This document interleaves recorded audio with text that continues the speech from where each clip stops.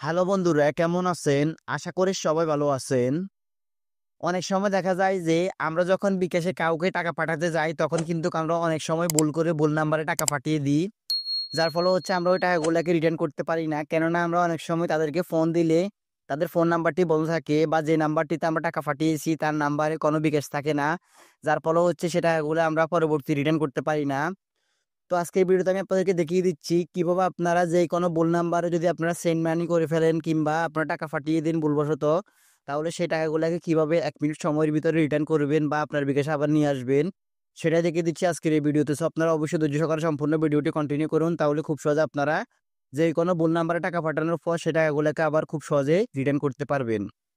তো first of all হচ্ছে আমি চলে আসলাম আমার বিকাশে। আমি হচ্ছে আপনাদেরকে দেখানোর ক্ষেত্রে আমি একটা ভুল নাম্বারে টাকা পাঠিয়েছি আগে ৳৫০। তো এখন হচ্ছে আমি আপনাদেরকে ফার্স্ট অফ অল আমি আমার ব্যালেন্সটা দেখাবো। আমার ব্যালেন্সের উপর ক্লিক করলাম। ক্লিক করার পর দেখতে পারতেছেন আমার ব্যালেন্স হচ্ছে ৳১১,২২৯। এখন হচ্ছে আমি যে নাম্বারটিতে ভুলবশত টাকা পাঠিয়েছি সেই নাম্বার থেকে আবার রিটার্ন টাকা আনার জন্য আমি যে কাজটি করব সেটি হচ্ছে আমি এখান থেকে সেন্ড মানি অপশনটির উপর ক্লিক করব। আমরা যেহেতু সেন্ড মানি করে ভুলবশত টাকা পাঠিয়ে দিয়েছি, সেক্ষেত্রে হচ্ছে সেন্ড মানি অপশনটির উপর ক্লিক করব। ক্লিক করার পর আপনারা দেখতে পারতেছেন এখানে নন বিকাশ নামে একটি অপশন চলে এসেছে। আপনারা জাস্ট এই অপশনটির উপর ক্লিক করবেন। ক্লিক করার পর দেখতে পারতেছেন এখানে কিন্তু আমি এই নাম্বারটিতে ভুলবশত ৳৫০ পাঠিয়ে দিয়েছি। সো এখন হচ্ছে আমি এটাকে ক্যানসেল করে দিব। মানে হচ্ছে এই টাকাটাকে আমি আবার রিটার্ন করব।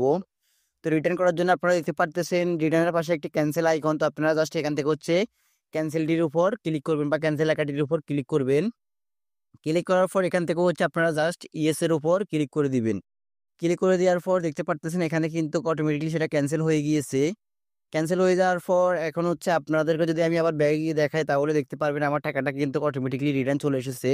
এখন হচ্ছে আমি আবার ট্যাপ ফর ব্যালেন্সের উপর ক্লিক করব। ক্লিক করার পর দেখতে পারতেছেন আমার কিন্তু আগে ছিল ৳১১,২২৯। এখন হচ্ছে দেখতে পারতেছেন এখানে কিন্তু আবার টাকা চলে এসেছে ৳১১,২৭৯। দেখতে পারতেছেন আমি কিন্তু ৳৫০ রিটার্ন পেয়েছি এবং হচ্ছে আপনারা উপরে দেখলে বা উপরে খেয়াল করলে লক্ষ্য করলে দেখতে পারবেন এখানে হচ্ছে আমি যে টাকাটা পাঠিয়েছি সেটার কিন্তু আবার ব্যাক মেসেজ চলে এসেছে। দেখতে পারতেছেন সেন্ড মানি রিকোয়েস্ট এই নাম্বার থেকে cancelled ৫০ has been rewrite to bKash account. মানে দেখতে পারতেছেন আমি যেই টাকাটা তাদেরকে পাঠিয়েছি ভুলবশত সেইটা ক্যানসেল করে দেওয়ার পর কিন্তু আমার বিকাশে আবার অটোমেটিক্যালি চলে এসেছে।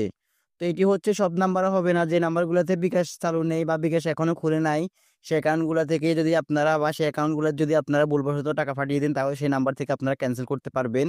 আর যেই নাম্বারে আপনারা ভুলবশত টাকা পাঠিয়ে দিয়েছেন ওই নাম্বার যদি বিকাশ করা থাকে তাহলে কিন্তু আপনারা সেই টাকাটাকে আর ক্যানসেল করতে পারবেন না। আপনারা হচ্ছে তাদের কাছে ফোন দিয়ে সেই টাকাটাকে আপনারা চাইলে নিয়ে আসতে পারবেন। তো গাইস মূলত হচ্ছে এভাবে আপনারা যে কোনো ভুলবশত নাম্বারে টাকা পাঠিয়ে দিলে সেই টাকাগুলোকে আবার রিটার্ন করতে পারবেন বিকাশের মাধ্যমে বা বিকাশের অপশনটির মাধ্যমে।